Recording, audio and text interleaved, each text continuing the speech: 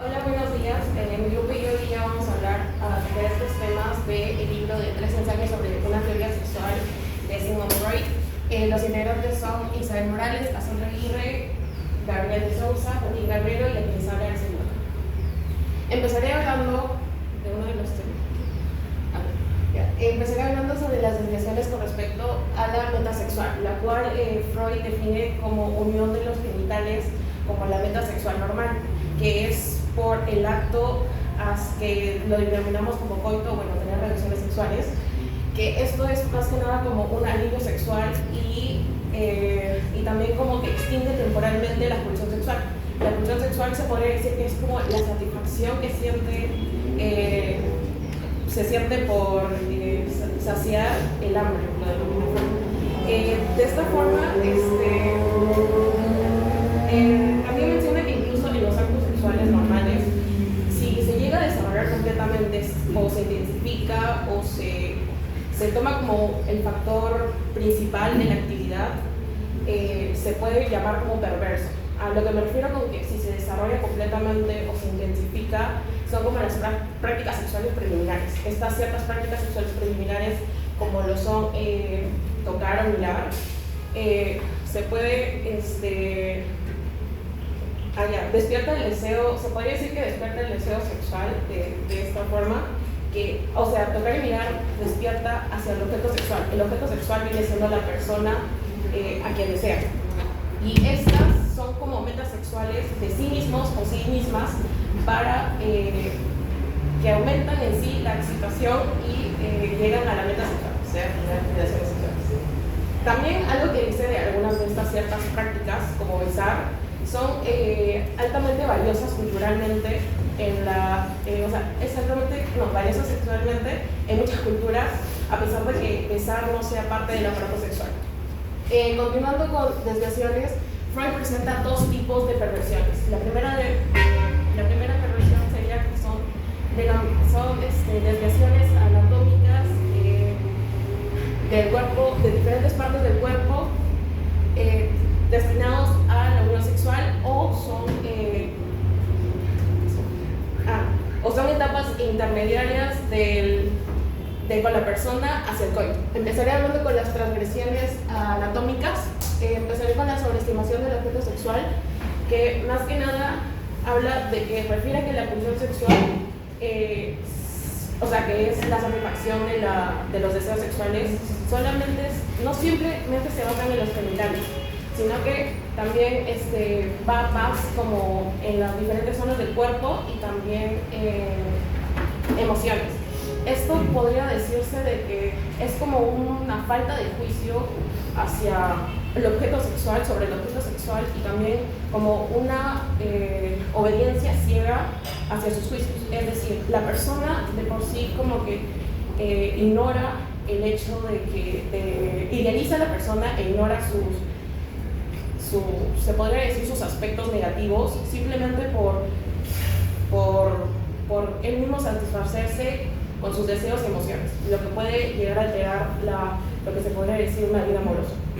Además, también Freud menciona aquí que de por sí en varios estudios se puede estudiar mejor, investigar en hombres que en mujeres, debido a que las mujeres él lo denomina que son más reservadas e insinceras con esos temas. Ahora, con el uso sexual de la mucosa de mis labios y de la boca, dice de que el uso de la boca como órgano sexual es llamado también perverso, debido a que cuando los labios o la lengua se usa hacia las zonas genitales. Pero también dice de que es visto, el contacto labial, besarse, es visto como normal, pero también hay un asco que limita estas actividades. Ese asco que llama es como un mecanismo de defensa para controlar o restringe la pulsión sexual que viene del aparato sexual, aparato genital de la persona, y no llega a la meta sexual, que no llega a tener relaciones sexuales. Ya. Ahora hablaré del uso sexual original. Para Freud también considera que usar el orificio anal es considerado algo perverso debido al asco que da, pero más que nada es como un rechazo de sí mismo hacia estas prácticas sexuales. es más que nada como que, aparte del asco que sugiere que en el hecho de que el ano se use para excitar, también hay un asco que sienten las mujeres hacia las partes genitales masculinas, debido a que también estas se usan para la erección. Y por último, hablaré sobre la significatividad de otros lugares del cuerpo. Aquí, como mencioné sobre la estimación del objeto sexual, también habla de que en sí, no solamente las partes genitales son como que uso del acto sexual, sino también en otras diferentes dimensiones del cuerpo, o sea, diferentes partes del cuerpo, como lo menciona Freud. Es más que nada como la persona se apodera del objeto sexual para conocer diferentes partes del cuerpo, y en esta menciona que estas áreas como la boca y el ano son ya consideradas como parte de los genitales, debido a que esas son como las partes más utilizadas, entonces como que ya lo asocia con él. También que estas partes como también tienen una satisfacción en la relación con las personas con problemas de salud. Con estas personas que presentan problemas de salud me refiero a personas que pueden tener trastornos mentales o enfermedades. Ciertamente ven y tratan las partes que mencioné como la boca y el ano de la misma manera que ven y tratan las zonas genitales. Por eso se podría decir que es como que cumplen o se les hace realidad esa creencia de que la boca y el ano son lo mismo que los genitales, las partes genitales. Valiente posición. En resumen, chicos, para que se entienda un poco para él es una perversión cuando la meta sexual antes no quiere hacer la meta genital en sí, digamos, porque lo anal y lo oral son parte de los periodos psicosexuales previos. Entonces, si se quedan en ese tipo de funciones para fregar como cierta desviación, creo que eso le llamó la perversión. Así, de manera general. ¿De acuerdo? Continuamos. Bueno, en cuanto a sustituto inapropiado del objeto sexual, o sea, el fetichismo, podemos ver que el fetichismo se refiere al intercambio del objeto sexual normal por uno que no es adecuado para la satisfacción sexual. ¿A qué me refiero con esto? Puede ser partes del cuerpo no genitales, como puede ser cabello, manos, pies, entre otros, o objetos inanimados, como zapatos, ropa, ropa interior, entre otros. Esta práctica puede verse como una aberración a la función sexual, donde el fetiche se convierte en el foco de la expresión sexual, a menudo debido a la sobreestimación del objeto sexual. Freud argumenta que el fetiche actúa como sustituto del falo, que es muy importante en las primeras etapas de la vida, y que la fijación excesiva en este fetiche puede llevar a la renuncia de metas sexuales. La elección del fetiche a menudo se relaciona con experiencias e impresiones sexuales tempranas. La fijación se convierte en trastorno cuando se diagnostica que la excitación del individuo afecta su salud o sus relaciones en la vida. Tiene un deterioro funcional en la vida del individuo. Muchos fetiches pueden ser considerados trastornos, sin embargo, no llegan a cumplir todas las características. Sin embargo, sí pueden interferir en las relaciones del individuo.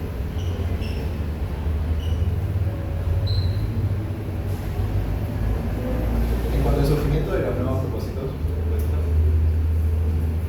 podemos ver de que son impulsados por condiciones que dificultan el logro de la meta sexual normal, como la impotencia o el alto costo del objeto sexual. Esto puede llevarse a creación de nuevas metas sexuales normales que pueden llegar a ser extrañas o poco normales, sin embargo, están relacionadas con el acto sexual normal. El tacto y la visión son fundamentales para la excitación sexual. El contacto físico proporciona placer y excitación, mientras que la mirada puede despertar el libido. Sin embargo, el placer debería ser importante en la relación cuando se limita exclusivamente hacia los genitales. Así se reemplaza la meta sexual normal. Ahora les voy a hablar lo que es el sadismo y masoquismo, nombrado así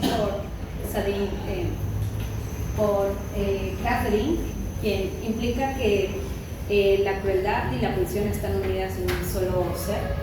Implica también que es importante en la lista de perversiones, ya que su naturaleza pasiva y activa es de origen universal. Ahora se usa también como la expresión algolagnia, que implica que es la unión entre el dolor y el placer. que fue más apropiada para esto. Tenemos lo que es la algoritmia activa, que es el sadismo. El sadismo implica que es el placer por infligir el dolor al objeto sexual. Bueno, tiene una prevalencia más en los varones por un aspecto biológico un poco más comportamental, que implica que hay un sometimiento hacia el objeto sexual. En este caso puede ser como en el cortejo, pero aquí ya hay una exageración que implica que ya hay actos de dominación e infligir dolor a la pareja. Por el otro lado tenemos lo que es la algoritmia pasiva, que es el masoquismo, que en su caso contrario implica que la persona más bien tiene placer de recibir el sometimiento y la humillación. En los casos más exagerados puede ser que tienes una unión entre el dolor, el placer, pero como ya una neurounión de esa parte. Se puede explicar también de que el masoquismo es la prosecución del sadismo, y esto es como un masoquismo secundario, ya que implica de que el masoquismo puede nacer más bien del sadismo, solamente que como no se pudo aplicar en la vida, tuvo que evolucionar a lo que es el masoquismo. También hay lo que es el concepto del masoquismo primario, que habla de los impulsos más innatos, que está relacionado al masoquismo femenino y el masoquismo moral. Por otro lado, tenemos también lo que es el psicoanálisis. Bueno, reemplazó las palabras que es masculino y femenino, y más bien utilizó lo que es las palabras pasivo y activo para eso. Y aquí tenemos una representante que es Elizabeth Bathory, que es una conocida sadista de la historia. Ahora les paso con mi compañero. ¿Cuál es tu apellido? Ahí. Bueno, ¿qué tal? Yo soy Gabriel y ahora voy a hablar sobre el psicoanálisis, los resultados del psicoanálisis y la neurosis y la perversión. Primero, comenzaré por el psicoanálisis. Es un método terapéutico y psicológico, es una teoría psicológica, mejor dicho, que fue implementada por Freud y por Freud en 1893 y inicialmente se llamó catártico. Bueno, esto busca explorar trastornos mentales y principalmente se centra en la histeria, la neurosis y la paranoia o problemas. Y todo esto se puede explorar mediante exploraciones psicoanalíticas. Sí, normalmente la neurosis suele sustentarse en pulsiones de carácter sexual, siendo esta la única fuente de energía constante de la neurosis. Luego, hay algunos resultados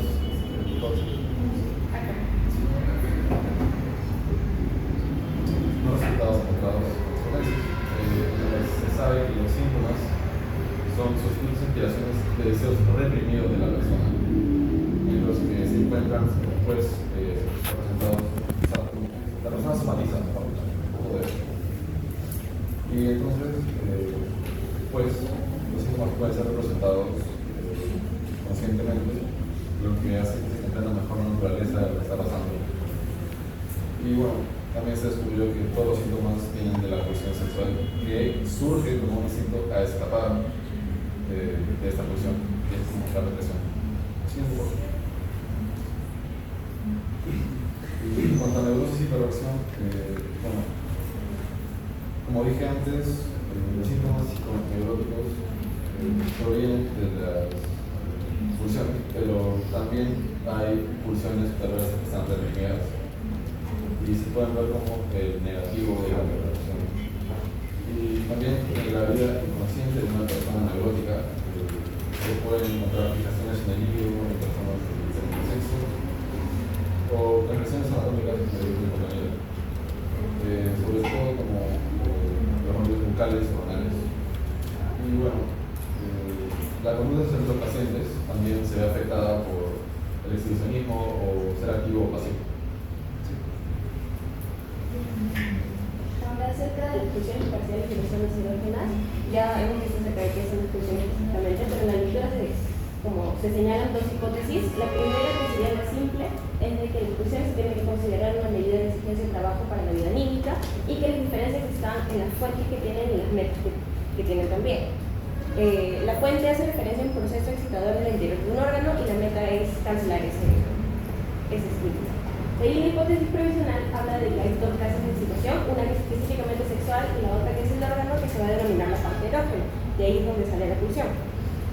En la gama de la psiconeurosis, la histeria es la que resalta más nítidamente la importancia de las zonas erógenas. Pero eso no significa de que en las otras enfermedades no sea tan importante, sino de que la importancia se va, por ejemplo, a los impulsos como en la neurosis excesiva.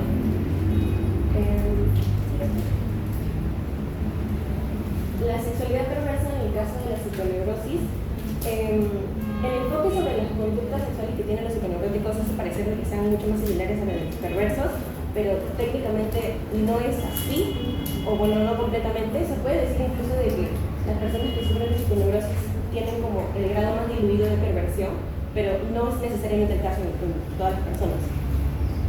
La lectura señala de que la libido es como si fuera un canal cuyo caudal principal ha sido bloqueado, entonces llena vías colaterales.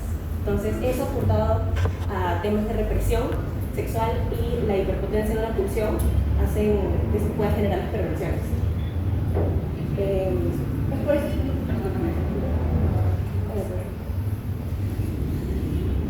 es importante también alinear los factores internos, que vendría a ser la represión sexual, con los factores externos, que son la restricción de la libertad, la inaccesibilidad del objeto sexual y el peligro que es el acto sexual normal, para así como poder alinear y poder darse cuenta de que un individuo que tiene estas perversiones podría no haberlas tenido en otro caso. Sin embargo, si se nota la hipótesis referente de que la prevención es parte de la psiconeurosis, se abre toda una gama de posibilidades acerca de la naturaleza de dicha como parte, porque o sea, como diferentes tipos de neurosis, también hay como diferentes grados en los que puede aparecer también este grado de perversión. Ahora, en referencia al infantilismo en la sexualidad, Moebius indica de que todo el mundo tiene cierto grado de histeria, lo cual implica de que también pueden haber conflictos sexuales. Bueno, en este caso la pulsión tiene orígenes desde la época infantil, lo cual implica de que tiene ciertos grados de expresión que puede ser un poco más reservada o también un poco más exagerada.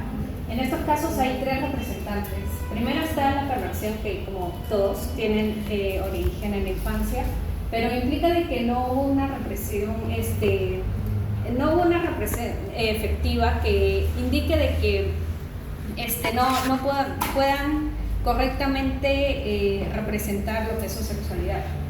Bueno, la neurosis implica más bien lo contrario, que es la conservación del estado del infantilismo, lo cual implica de que su desarrollo en la época, bueno, en todas sus épocas sexuales, sobre todo en la infantil, no fue bien desarrollada, más bien fue excesivamente reprimida, lo cual implica que pueden haber conflictos internos y también síntomas de neurosis. Por último, tenemos la vida sexual normal, que implica que las pulsiones fueron correctamente reprimidas, efectivamente, fueron canalizadas también en prospectos un poco más vistos bien socialmente.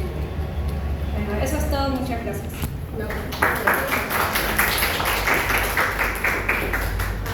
Ya, vamos a pasar a las preguntas. Empezaré con, según Freud, ¿qué quiere decir con metasexual? Fácil, chicos. Bueno, primero felicitar, creo que es una discusión más completa que he visto sin naciones.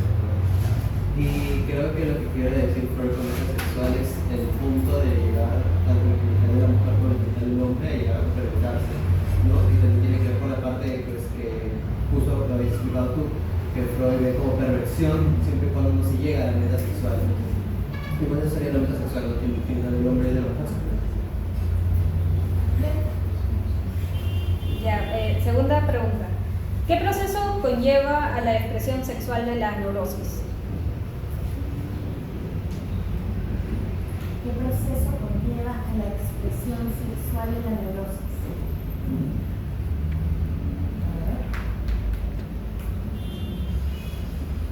Van a equivocarse, tienen punto por participar, por decir la respuesta correcta. hipótesis.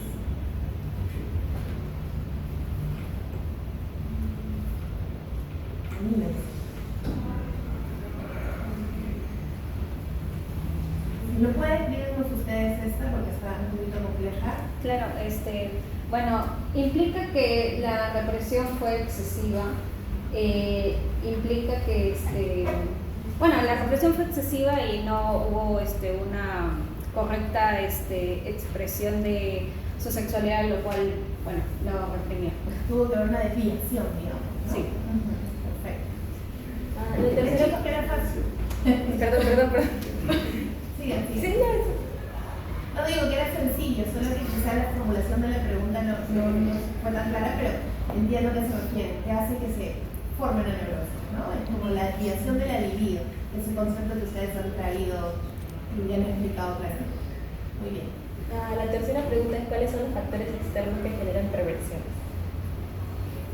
Tú mencionaste inicialmente la libido como un canal y como no se puede llegar como una relación sexual, no se consolida el placer sexual, la persona encuentra otros canales externos por donde enfriarse y es justamente esto, ¿no? Lo que puede generar perversiones en la persona.